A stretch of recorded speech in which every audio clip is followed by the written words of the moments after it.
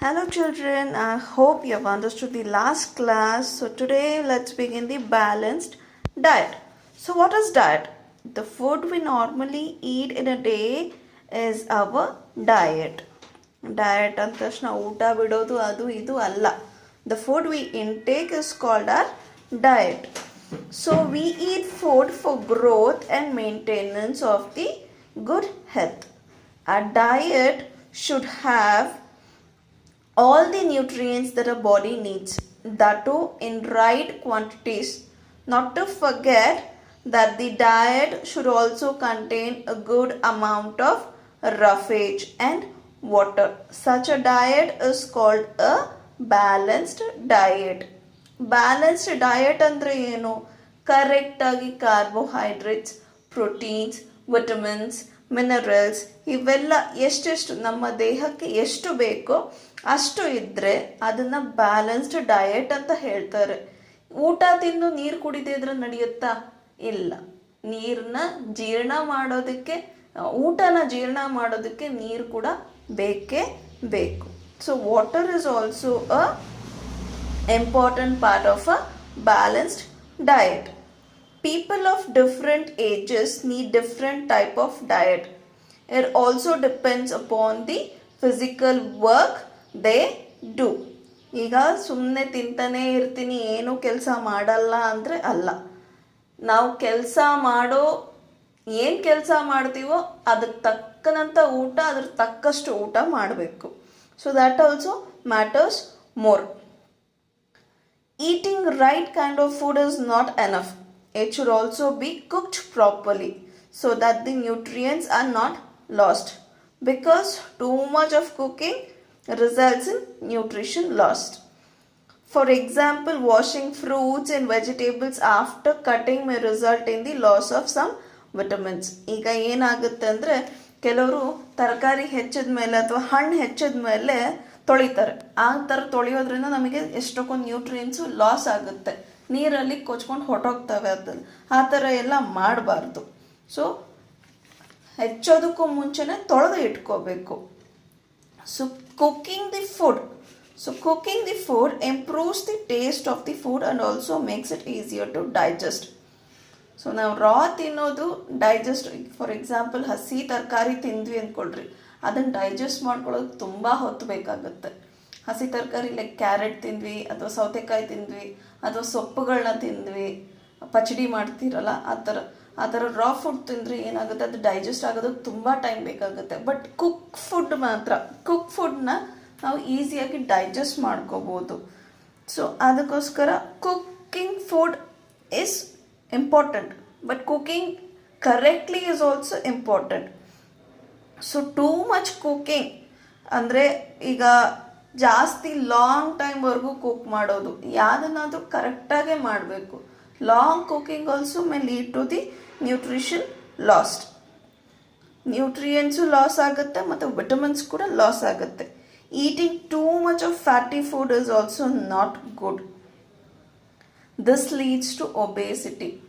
ಈಗ ಬರೀ ಚಿಪ್ಸ್ ತಿಂದೆ, ಕುರ್ಕುರೆ ತಿಂದೆ, ಕಡುಬು ತಿಂದೆ, ಕರ್ಚಿಕಾಯಿ ತಿಂದೆ, ಬರೀ ಇಂಥ ಎಣ್ಣೆಯಲ್ಲಿ ಮಾಡಿರೋಂಥ ಫುಡ್ಸ್ ತಿಂದು ಏನು ಕೆಲಸ ಮಾಡ್ದಂಗೆ ಒಂದೇ ಕಡೆ ಕೂತ್ಕೊಂಡು ಟಿ ವಿ ನೋಡ್ತಾ ಕೂತ್ಕೊಂಡ್ರೆ ಅದೇನಾಗುತ್ತೆ, this leads to obesity. Obesity ಅಂದರೆ ಏನು? ಬೊಜ್ಜು ಬರೋದು. ಸೊ ಬೊಜ್ಜು ಬರೋದು ತುಂಬ ಕಾಮನ್ ಆಗಿಬಿಟ್ಟಿದೆ ಇತ್ತೀಚಿನ ದಿನಗಳಲ್ಲಿ. You can see this person in the picture. So he is having only fat foods, nothing but fat foods. So this is leading him to obesity.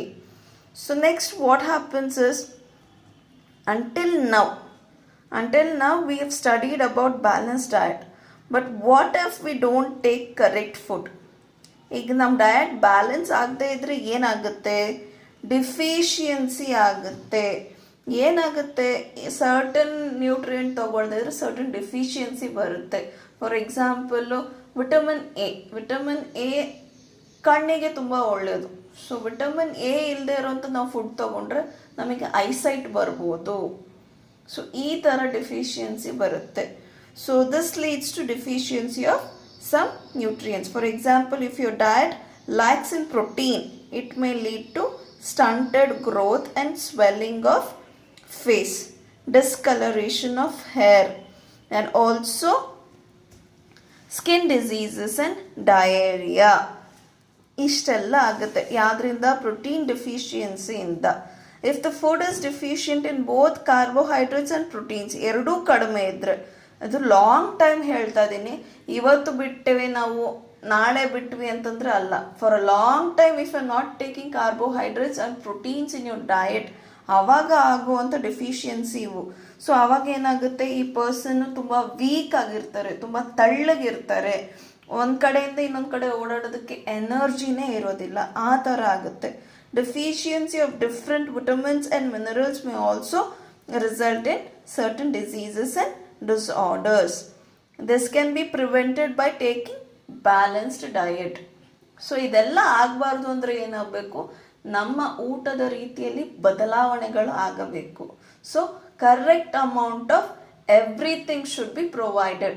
So for example, let's consider basic thali ಅಂದ್ರೇನು? ಊಟದ plate. So ಅದರಲ್ಲಿ ಏನಿರಬೇಕು? ಚಪಾತಿ ಇರಬೇಕು, which is good in fibres also, which is good in carbohydrates also and proteins also. So ಅದ್ರ ಜೊತೆ ಕಾಳಿನ ಪಲ್ಯ. So ಕಾಳಿನ ಪಲ್ಯ, ತರಕಾರಿ ಪಲ್ಯ. ಸೊ ತರಕಾರಿಯಲ್ಲಿ ಏನಿರುತ್ತೆ? ಸೊಪ್ಪಲ್ಲಿ ಏನಿರುತ್ತೆ? ಫೈಬರ್ಸ್ ಇರುತ್ತೆ. ಸೊ ಪಲ್ಯ ಮಾಡಬೇಕಾದ್ರೆ ನಾವು ಒಗ್ಗರಣೆಗೆ ಎಣ್ಣೆ ಹಾಕಲೇಬೇಕು. ಸೊ ಅಲ್ಲೇನಾಗುತ್ತೆ, ಮತ್ತು ಫ್ಯಾಟ್ಸ್ ಕೂಡ ಸಿಗುತ್ತೆ ನಮಗೆ. ತರಕಾರಿ ಹಣ್ಣುಗಳಲ್ಲಿ ಏನಿರುತ್ತೆ? ಜೊತೆಗೊಂದು ಫ್ರೂಟ್ ಸಲಾಡ್ ಅಥವಾ ವೆಜಿಟೇಬಲ್ ಸಲಾಡ್ ಒಂದು ಸೈಡಿಗೆ ಇಟ್ಕೊಂಡಿರಬೇಕು. ಸೊ ಇದರೆಲ್ಲ ಏನಾಗುತ್ತೆ? ಫ್ಯಾಟ್ಸು ಸಿಕ್ಕಂಗಾಯ್ತು, ಪ್ರೋಟೀನ್ ಸಿಕ್ಕಂಗಾಯ್ತು, ಕಾರ್ಬೋಹೈಡ್ರೇಟ್ ಸಿಕ್ಕಂಗಾಯ್ತು, ವಿಟಮಿನ್ಸ್ ಸಿಕ್ಕಂಗಾಯ್ತು, ಮಿನರಲ್ಸ್ ಕೂಡ ಸಿಕ್ಕಂಗಾಯ್ತು. ಸೊ ಇದೆಲ್ಲ ತಿನ್ನೋದ್ರಿಂದ ನಮಗೆ ಬ್ಯಾಲೆನ್ಸ್ಡ್ ಡಯಟ್ ಆಗುತ್ತೆ. ಹಾಲು ಮೊಸರು ಕೂಡ ಬಿಡಬಾರ್ದು. ಹಾಲು ಮೊಸರಿಂದ ಏನು ಸಿಗುತ್ತೆ? We get good amount of calcium, also certain vitamins also. So I hope you have understood the lesson until here. So here is a table showing the deficiencies disorders. ಯಾವ್ಯಾವ ಮಿನರಲ್ಸು, ಯಾವ್ಯಾವ ವಿಟಮಿನ್ಸು ಡೆಫಿಷಿಯನ್ಸಿ ಇದ್ದರೆ ಯಾವ್ಯಾವ disorders ಬರುತ್ತೆ ಅಂತ ಕೊಟ್ಟಿದ್ದಾರೆ. So ಏನಾಗಿದೆ ಇಲ್ಲಿ? Vitamin A. So vitamin A deficiency ಇದ್ದರೆ ಲಾಸ್ ಆಫ್ ವಿಷನ್ ಆಗುತ್ತೆ. ಸೊ ಸಿಂಪ್ಟಮ್ಸ್ ಏನು? Poor vision, loss of vision in darkness, sometimes complete loss of vision. ಚಶ್ಮಾ ಬರುತ್ತೆ ಬೇಗ ಮಕ್ಕಳಿಗೆ. ಈಗ ಎಷ್ಟೋ ಮಕ್ಕಳು ಚಶ್ಮಾ ಹಾಕ್ಕೊಂಡು ಓದ್ತಾರೆ. So eat carrots a lot. Carrot should be intake. Carrot intake should be good. All the food which is rich in vitamin A should be taken. So vitamin B1. So this disease is called beriberi. So B, beriberi. Weak muscles and very little energy to work. So ಎನರ್ಜಿನೇ ಇಲ್ಲ ಅಂದಮೇಲೆ ಏನು ಕೆಲಸ ಮಾಡ್ತೀರಿ? ಏನು ಮಾಡೋದಕ್ಕಾಗೋದಿಲ್ಲ. So vitamin B1 ಇರುವಂಥ ಫುಡ್ಡನ್ನ ಚೆನ್ನಾಗಿ intake ಮಾಡ್ಕೋಬೇಕು. Vitamin C. So scurvy ಅಂತಾರೆ ಈ ಡೆಫಿಷಿಯನ್ಸಿನ. ಸೊ ಬ್ಲೀಡಿಂಗ್ ಗಮ್ಸ್ ನೋಡಿರ್ತೀರ ಎಷ್ಟೊಂದು ಟೂತ್ಪೇಸ್ಟ್ ಆ್ಯಡಲ್ಲಿ. ಸೊ ಬ್ಲೀಡಿಂಗ್ ಗಮ್ಸ್ ಬರುತ್ತೆ. ಅವನು ಆ್ಯಪಲ್ ಕಚ್ಚಿದ ತಕ್ಷಣ ಆ ಆ್ಯಪಲ್ಗೆ ಸುತ್ತಲೂ ಬ್ಲಡ್ ಥರ ಕಾಣಿಸ್ತಾ ಇರುತ್ತೆ. So that is nothing but bleeding ಗಮ್ಸ್. ಆಮೇಲೆ ಏನಾದರೂ ಗಾಯ ಆದರೆ ಅದು ಬೇಗ ವಾಸಿ ಆಗೋದಿಲ್ಲ. ಸೊ ಈ ಥರದ್ದು ಆಗುತ್ತೆ.